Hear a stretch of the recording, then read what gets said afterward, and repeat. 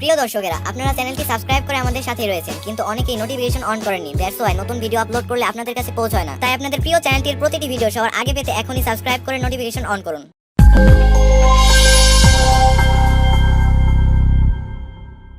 বল্টু, তুই জীবনে কয়টি বই পড়েছিস? স্যার, এখনো তো মরি নাই, তাই বলতে পারবো না।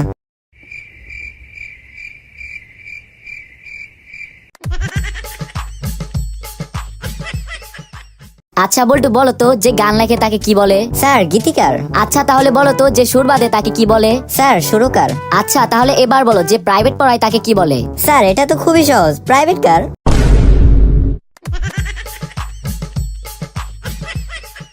আচ্ছা বল্টু, বলো তো ইতিহাস কাকে বলে? স্যার, প্রথমটুকু পারি না, কিন্তু শেষেরটুকু পারি। আচ্ছা বল, তুই শেষের টুকুই বল। স্যার, শেষেরটুকু হলো তাকে ইতিহাস বলে।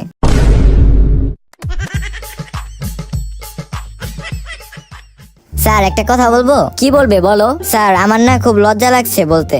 লজ্জার কি আছে বলো। স্যার, আস্তে বলবো নাকি জোরে বলবো?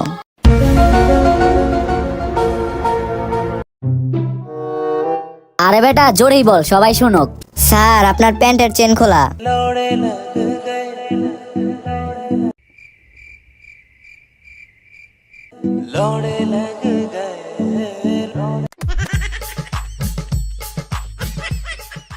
আচ্ছা বল্টু, বলো তো বাংলাদেশে বর্তমানে জনসংখ্যা কত? স্যার, 32 কোটি। কি বললি? জি স্যার, সরকারি দলগুলো বলছে তাদের সাথে নাকি 16 কোটি মানুষ সঙ্গে আছে, আবার বিরোধী দলগুলো বলছে তাদের সঙ্গেও নাকি 16 কোটি মানুষ সঙ্গে আছে। তাই স্যার 32 কোটি বললাম।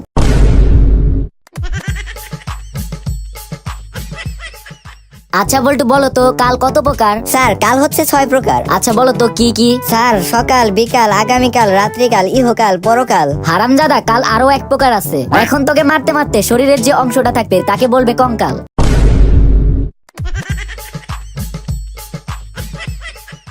বাবা, একটু আগে আমি রাস্তায় 1 কোটি টাকার একটা ব্যাগ পেয়েছিলাম, পরে আবার ওইটা ফেলে দিয়েছি। আরে আজব তো, তুমি এতগুলো টাকা পেয়ে ফেলে দিয়েছো কেন? বাবা, তুমি তো বলছো রাস্তা থেকে 1 টাকা নিয়ে পকেটে ভরলে 2 টাকা পকেট থেকে যায়, তাই ফেলে দিয়েছি। আর আমি যদি 1 কোটি টাকা নিয়ে পকেটে ভরতাম, 2 কোটি টাকা কে দিত তখন? তুমি দিতা নাকি? তুমি? আরে আবুল, আমাদের কাছে 2 কোটি টাকা আছে নাকি যে আমরা 2 কোটি টাকা দেব? আসলেই তো, এটা তো তাহলে দেখি ভুল করে ফেলেছি। My mistake daddy. জানো, তোমার জন্য না আমি একটা নতুন জিনিস এনেছি, যেটা দিয়ে তুমি বাসার অর্ধেক কাজ করে নিতে পারবা। ও মা, তুমি আমার কত খেয়াল রাখো, থ্যাংক ইউ জান। তো কি এনেছো আমার জন্য? এই তো তোমার সতীন, মানে আমার দ্বিতীয় বউ।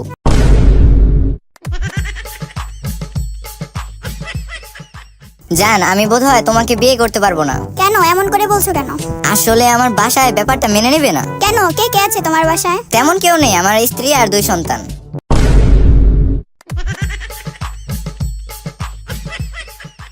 বাহ, তোমার জামাটা তো খুবই সুন্দর। Thank you. ও, চুলগুলো দেখি অনেক সিল্কি, খুবই সুন্দর।